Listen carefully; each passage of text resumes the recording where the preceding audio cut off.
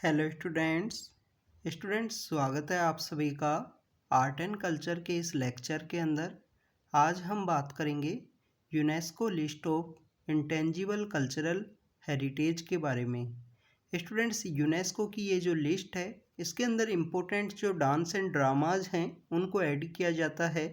जो important festivals हैं, पहले इंडिया से इस लिस्ट के अंदर टोटल 13 नंबर ऑफ आइटम्स हुआ करते थे, बट जब से दुर्गा पूजा को इसके अंदर ऐड किया गया है रिसेंटली, टोटल नंबर ऑफ जो डांस ड्रामा या जो इम्पोर्टेंट फेस्टिवल्स हैं वो 14 हो चुके हैं, जो इंडिया से इस यूनेस्को की इंटेंजिबल कल्चरल हेरिटेज की लिस्ट के अंदर शामिल हैं।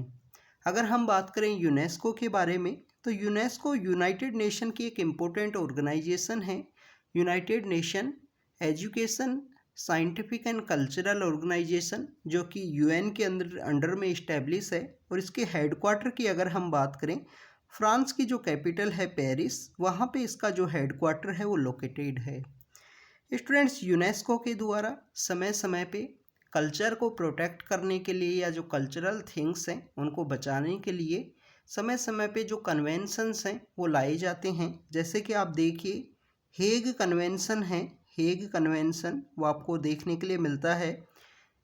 यहाँ पे जो कल्चरल प्रॉपर्टीज़ हैं उनको आर्म्ड कन्फ्लिक्ट के समय, कहीं पे भी बैटल या लड़ाई का जो वक्त है उस समय में उन कल्चरल प्रॉपर्टीज़ को प्रोटेक्ट करना है, उसके रिगार्डिंग में जो हेग कन्वेंशन है 1954 का, वो आपको देखने के लिए मिलता है।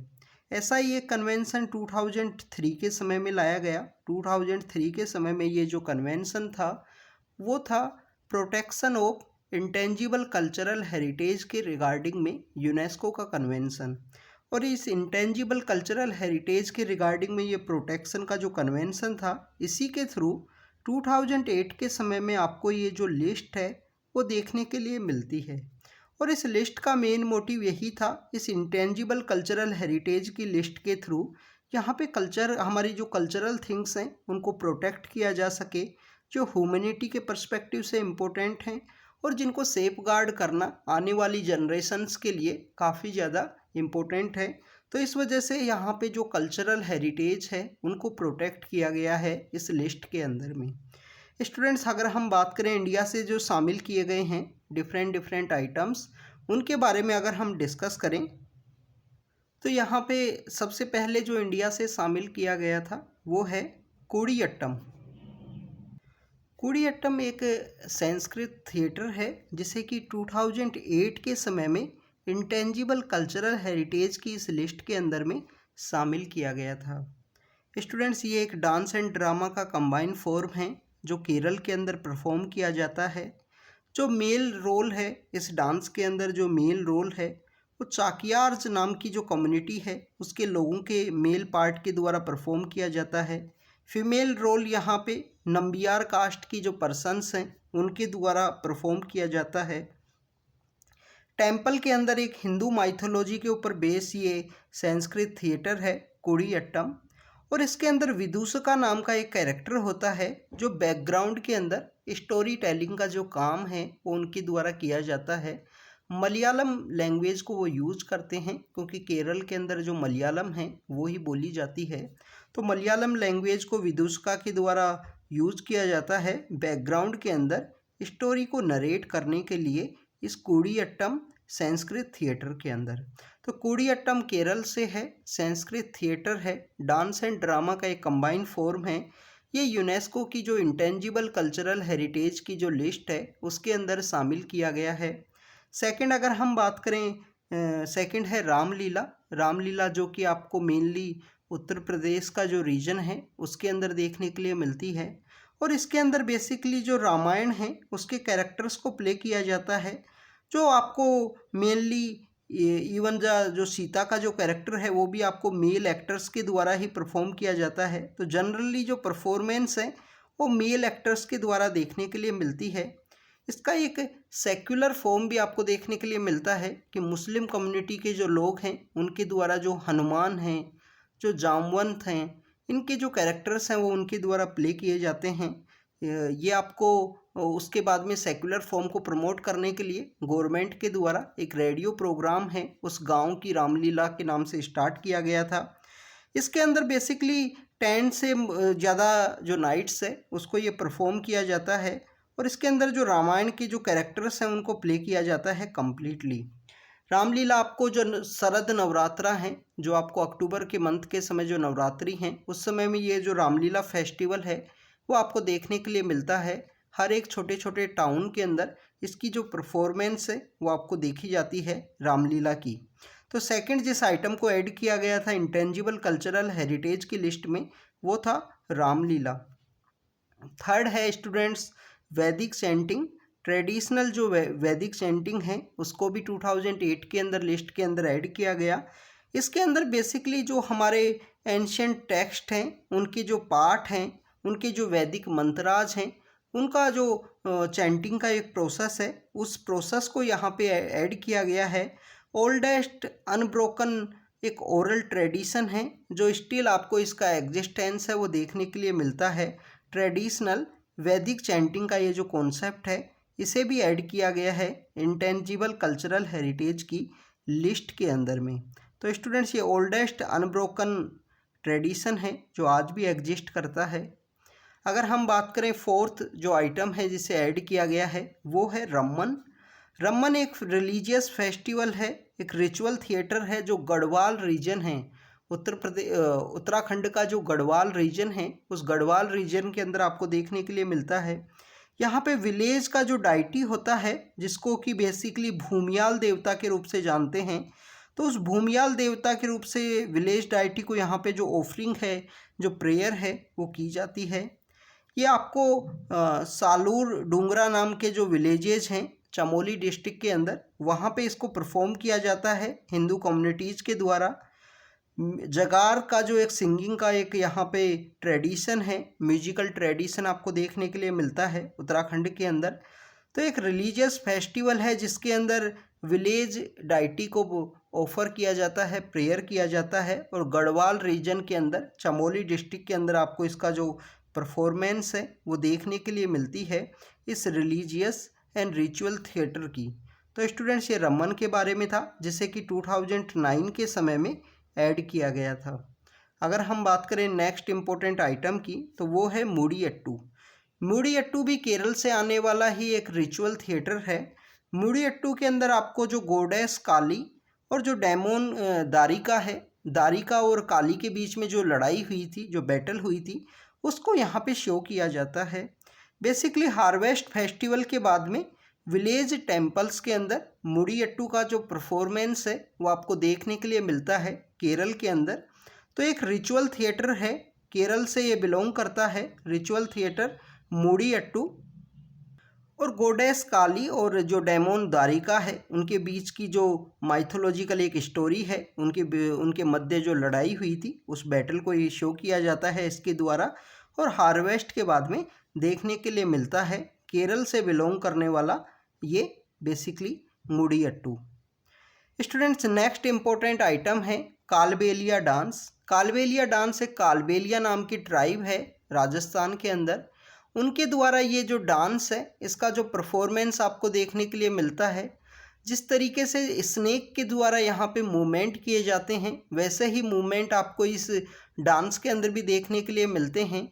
डांस के अंदर आपको पूंगी है, चांग है, कैम्बाल्स है, इन सब म्यूजिकल इंस्ट्रूमेंट्स का जो यूज़ है वो भी देखने के लिए मिलता है। गुलाबोबाई सपेरा नाम की एक पर्सन है, वो काफ़ी फेमस डांसर हुआ करती थी कालबेलिया डांस से रिलेटेड। तो कालबेलिया को 2010 के समय में यूनेस्को का ये जो इंटेंजिबल कल्चरल हेरिटेज की जो लिस्ट है उसके अंदर शामिल किया गया। राजस्थान से बिलोंग करता है। कालबेलिया जो ट्राइब है उसके द्वारा परफॉर्म किया जाता है और सरपेंट्स की तरह यहाँ पे जो मूवमेंट्स है वो देखने के लिए मिलते हैं इस डांस के अंदर में। कालबेलिया ट्राइब राजस्थान का जो अजमेर है, जो सदर्न राजस्थान है, उदयपुर का जो रीजन है वहाँ पे ये पाई जाती है। अगर हम बात करें नेक्स्ट इम्पोर्टेंट आइटम की तो वो है छाऊ डांस। छाऊ डांस आपको एक मार्शियल ट्राइबल डांस का फॉर्म है जो आपको उड़ीसा का जो रीजन है, झारखंड है, वेस्ट बंगाल है, वहाँ पे ये देखने के लिए मिलता है। इसका जो डेवलपमेंट है, ओरिजिनल फॉर्म से इसका जो डेवलपमेंट है वो आपको देखने के लिए मिलता है। 3 डिफरेंट टाइप की जो स्कूल्स हैं, जो इस छाऊ डांस के जो टाइप्स हैं वो पाए जाते हैं, जिसके अंदर है पुरुलिया रीजन है वेस्ट बंगाल के अंदर, तो पुरुलिया छाऊ वहाँ पे परफॉर्म किया जाता है। इसके अलावा आपको देखने के लिए मिलता है कि जो झारखंड के अंदर सरायकेला नाम की जगह है, वहाँ पे सरायकेला छाऊ है, उसको परफॉर्म किया जाता है। और मयूरभंज नाम की जो जगह उड़ीसा के अंदर है, तो वहाँ पे आपको मयूरभंज छाऊ है, वो डांस आपको देखने के लिए मिलता है। तो 3 टाइप का ये जो डांस है वो परफॉर्म किया जाता है ईस्टर्न इंडिया के अंदर भी। इसके अंदर आपको जो पुरुलिया छाऊ है और सरायकेला छाऊ है, इसके अंदर जो मास्क है उसका यूज आपको देखने के लिए मिलता है। मास्क का यूज भी आपको देखने के लिए मिलेगा। मार्शल प्रैक्टिस है, डांस और मार्शल प्रैक्टिस है, उन दोनों का जो कॉम्बैट टेक्निक है वो भी यहाँ पे शो की जाती है इस डांस के अंदर में भी। इसके अलावा जो मेल डांसर हैं वो नाइट के समय इसको परफॉर्म करते हैं। तो मयूरभंज छाऊ डांस है, मयूरभंज का जो छाऊ डांस है उसके अंदर जो मास्क है वो यूज नहीं किया जाता है। इसके अलावा पुरुलिया और सरायकेला छाऊ के अंदर जो मास्क है वो लगाया जाता है परफॉर्म करने वाले आर्टिस्ट के ऊपर। ये जो मास्क का यूज है वो देखने के लिए मिलता है। नेक्स्ट इम्पोर्टेंट आइटम है स्टूडेंट्स बुद्धिस्ट चैंटिंग, जो लद्दाख के रीजन के अंदर इनकी जो मोनेस्ट्रीज हैं बुद्धिस्ट कम्युनिटी की, तो उन मोनेस्ट्रीज के अंदर जो बुद्धिस्ट के द्वारा जो चैंटिंग की जाती है उसको यहाँ पे शो किया गया है। तो यहाँ पे जो बुद्धिस्ट टेक्स्ट है उनको यहाँ पे सेक्रेड टेक्स्ट का जो ओरल वे में चैंटिंग किया जाता है। जो मेनली आपको बुद्धिज़्म के जो 2 इम्पोर्टेंट जो सेक्ट हैं, महायान और वज्रयान नाम के जो सेक्ट हैं, उनके द्वारा ये चैंटिंग है वो देखने के लिए मिलती है। और मोनेस्ट्री के जो कोर्टयार्ड्स हैं उन्हीं के अंदर आपको इसका जो चैंटिंग है वो दिखाई देता है। आप देखिए कि इस फोटो के अंदर दिखाया गया है बुद्धिस्ट चैंटिंग ऑफ लद्दाख के बारे में, और इस बुद्धिस्ट चैंटिंग को 2012 के समय में ऐड किया गया था इंटेंजिबल कल्चरल हेरिटेज की इस लिस्ट के अंदर में। नेक्स्ट इम्पोर्टेंट है स्टूडेंट्स संकीर्तना। संकीर्तना जो कि आपको 15 सेंचुरी के समय देखने के लिए मिलता है। 15 सेंचुरी के समय इसका ओरिजिनेशन है मणिपुर के अंदर, और इसी से रिलेटेड यूपीएससी के द्वारा जो क्वेश्चन है, प्रीवियस ईयर्स के अंदर क्वेश्चन है यूपीएससी के द्वारा संकीर्तना के ऊपर पूछा गया था। तो संकीर्तना एक रिचुअल डांस और ड्रामा और एंड डांसिंग का परफॉर्मेंस है जो मणिपुर के अंदर किया जाता है। कैम्बेल्स हैं, जो ड्रम्स हैं, वो यूज किए जाते हैं एज ए म्यूजिकल इंस्ट्रूमेंट के रूप में। और मैक्सिमम जो यहाँ पे प्रैक्टिस है उसके अंदर आपको लॉर्ड कृष्णा की जो लाइफ है उसी के ऊपर ये बेस है संकीर्तना, और ये इसका जो ओरिजिनेशन है वो आपको 15 सेंचुरी के समय देखने के लिए मिलता है। स्टूडेंट्स संकीर्तना के ओरिजिनेट करने वाले या इसको जो चलाने वाले कौन इम्पोर्टेंट पर्सन हैं उनके बारे में आप कमेंट सेक्शन के अंदर बताना। उनके द्वारा काफ़ी सारे जो मूवमेंट्स हैं जो आपको नॉर्थ ईस्ट के अंदर चलाए गए, जिसके अंदर नैवो वैष्णव जो कॉन्सेप्ट है वो उनके द्वारा चलाया गया था, तो उसके बारे में आप कमेंट सेक्शन के अंदर बताना संकीर्तना के बारे में। स्टूडेंट्स अगर हम बात करें नेक्स्ट इम्पोर्टेंट आइटम की, तो वो है ब्रास एंड कॉपर के जो यूटेंसिल्स हैं वो बनाए जाते हैं पंजाब के अंदर में ठटेरा कम्युनिटी के द्वारा। तो ब्रास एंड कॉपर के जो यूटेंसिल हैं, जो यहाँ पे बर्तन हैं, वो ठटेरा कम्युनिटी के द्वारा बनाए जाते हैं। ठटेरा कम्युनिटी ऑफ जंदियाला गुरु हैं पंजाब के, उनके द्वारा बनाए जाते हैं, तो उसको भी यहाँ पे ऐड किया गया है यूनेस्को की इस लिस्ट के अंदर में। और इन जो क्राफ्ट ये यूटेंसिल मेकिंग का जो प्रोसेस है इसको महाराजा रणजीत सिंह जी के द्वारा पैट्रोनाइज किया गया था। और ये ठटेरा कम्युनिटी है, उस कम्युनिटी के अंदर एक जनरेशन से दूसरी जनरेशन के अंदर ये जो ट्रेडिशन है ये ट्रांसफ़र होता गया, और इसके द्वारा ये जो आपको जो पीतल के जो बर्तन हैं, जो ब्रास के जो कॉपर के जो बर्तन हैं वो देखने के लिए मिलते हैं। ब्रास के जो बर्तन हैं, कांसा जो होता है जो basically alloy of zinc, tin and copper से बनता है, तो उनके जो बर्तन आपको देखने के लिए मिलते हैं। गुरुद्वाराज के अंदर जो कम्युनिटी फूड होता है जिसे कि लंगर के रूप से जानते हैं, उनके अंदर भी इन यूटेंसिल्स को यूज किया जाता है। तो ठटेरा कम्युनिटी के द्वारा बनाया जाता है। ब्रास, कॉपर एंड कांसा का जो यूज है वो देखने के लिए मिलता है। और महाराजा रणजीत सिंह जी के द्वारा प्रमोट किया गया था इसको। स्टूडेंट्स, अगर हम बात करें नेक्स्ट इम्पोर्टेंट आइटम की तो वो है नवरोज़। नवरोज़ जो कि पारसी कम्युनिटी का न्यू ईयर है, और इसी नवरोज़ के फेस्टिवल को कश्मीरी कम्युनिटी जो है एक स्प्रिंग फेस्टिवल के रूप में सेलिब्रेट करती है। तो नवरोज़ को भी ऐड किया गया है 2016 के अंदर इंटेंजिबल कल्चरल हेरिटेज की लिस्ट के अंदर में। दिल्ली सल्तनत के बारे में हमने जो हमारी स्लेव डायनेस्टी है उसके बारे में मेडिवल हिस्ट्री में रीड किया था। तो उस स्लेव डायनेस्टी के एक रूलर हुआ करते थे बलबन, उनके द्वारा जो नवरोज़ का जो फेस्टिवल है उसको सेलिब्रेट किया गया था, उसके बारे में हमने मेडिवल हिस्ट्री में रीड किया है। ये नवरोज़ फेस्टिवल जो पारसी कम्युनिटी का न्यू ईयर है, तो इनके समय में एक वाटर बाउल के अंदर जो गोल्ड फिश है वो आपको देखने के लिए मिलती है। इसके अलावा इस जो सिंबल्स हैं इनको वेल्थ, कलर एंड हैप्पीनेस का एक सिंबल के रूप में माना जाता है कि जो बाउल के अंदर में जो गोल्ड फिश है उसको रखना, उसको एक हैप्पीनेस के सिंबल के रूप में माना जाता है पारसी कम्युनिटी के द्वारा। तो नवरोज़ को 2016 में ऐड किया गया। 2016 के अंदर ही योगा को भी ऐड किया गया था। इंटरनेशनल डे ऑफ योगा आपको पता ही होगा, इंडिया के द्वारा यूएन के डे के रूप में उसको सेलिब्रेट करवाया जाता है। कुंभ मेला भी इंडिया से जिसको भी ऐड किया गया है। कुंभ मेला जो 4 जगह पे सेलिब्रेट किया जाता है, 4 वो इम्पोर्टेंट प्लेस हैं, प्रयागराज है, हरिद्वार है, नासिक है, उज्जैन है। इन चारों जगह आपको जो नदियां हैं, जो रिवर्स हैं वो देखने के लिए मिलती हैं। रिचुअल बाथिंग का एक कॉन्सेप्ट है, रिचुअल क्लीनिंग का एक कॉन्सेप्ट है जो कुंभ मेला के समय देखने के लिए मिलता है।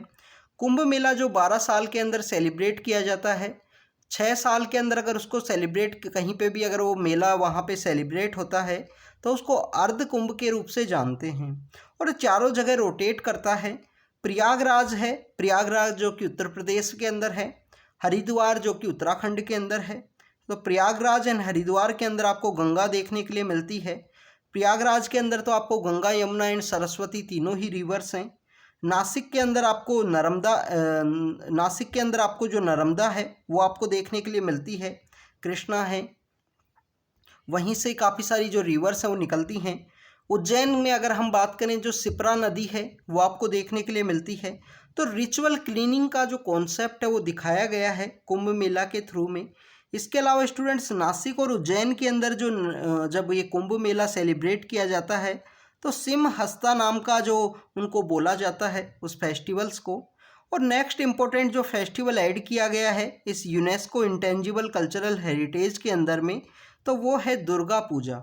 दुर्गा पूजा की अगर हम बात करें, दुर्गा पूजा स्टूडेंट्स एक बिगेस्ट फेस्टिवल है जो वर्ल्ड के अंदर सेलिब्रेट किया जाता है। हमारे यहाँ पे वेस्ट बंगाल के अंदर इसका जो सेलिब्रेशन है वो देखने के लिए मिलता है, और पहला ऐसा एक इंडियन फेस्टिवल है जिसको यहाँ पे शामिल किया गया है एज ए फेस्टिवल के रूप में। आप देखिए कि उससे पहले आपको डांस, ड्रामा, थिएटर के फॉर्म में जिनको ऐड किया गया है, बट फेस्टिवल अगर हम हिंदुइज्म के फेस्टिवल की बात करें तो पहला ऐसा फेस्टिवल है जिसको यूनेस्को की इंटेंजिबल कल्चरल हेरिटेज की लिस्ट के अंदर शामिल किया गया है। तो ये टोटल 14 आइटम्स थे जिनके बारे में हमने डिस्कस किया कि कौन कौन से हैं। योगा है, कुंभ मेला है, दुर्गा पूजा है, नवरोज है जो पारसी कम्युनिटी का न्यू ईयर है, ब्रास एंड कॉपर के जो यूटेंसिल बनाए जाते हैं पंजाब के अंदर वो है, संकीर्तना है, बुद्धिस्ट चैंटिंग लद्दाख के अंदर है, छाऊ डांस है, संकीर्तना जो कि मणिपुर के अंदर परफॉर्म किया जाता है। यहाँ पे आपको नाम भी बताना है कि कौन एक पर्सन है 15वीं सेंचुरी में इसके ओरिजिनेशन के बिहाइंड में।